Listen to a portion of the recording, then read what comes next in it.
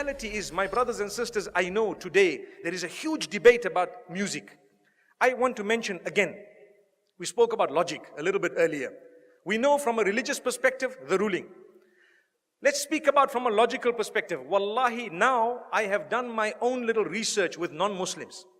And I have asked religious non-Muslims, I'm talking of Christians and Jews and Hindus, etc., naming top pop stars from the music industry.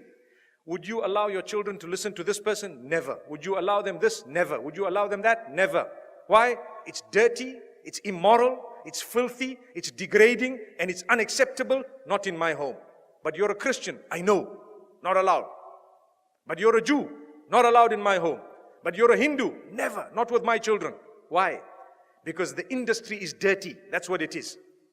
So people argue, no, there is maybe perhaps, I do agree.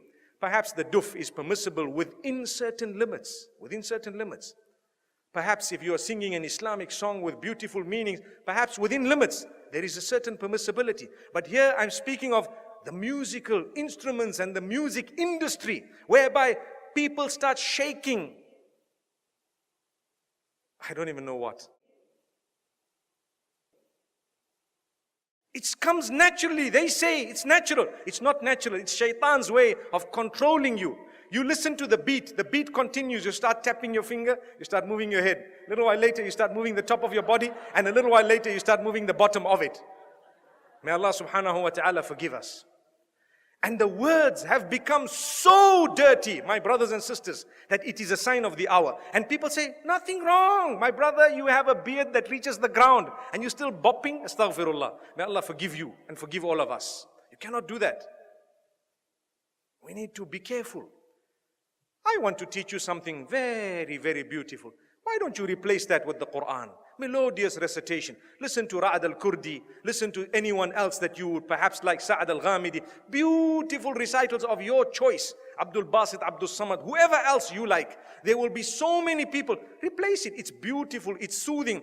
Go onto YouTube and check how the non-Muslims reacted to a survey or a little test, an experiment that was done where they were told to listen to this Quran without knowing it's the Quran and comment about it. Wallahi, now in Europe, the test was done recently and a lot of them say, it's so calm, it's so cool, it's so soothing. I feel spiritual. Go and listen to the answers. It's there live for everyone to see.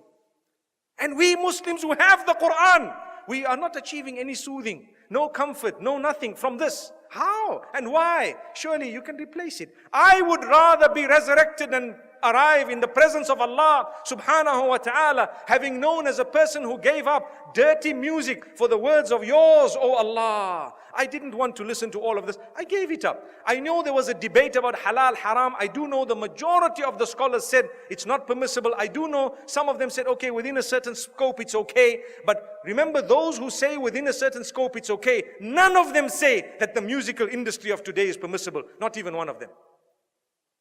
Remember that. I would rather come in front of Allah and be resurrected as a person who just substituted all of this for the Quran. Allahu Akbar.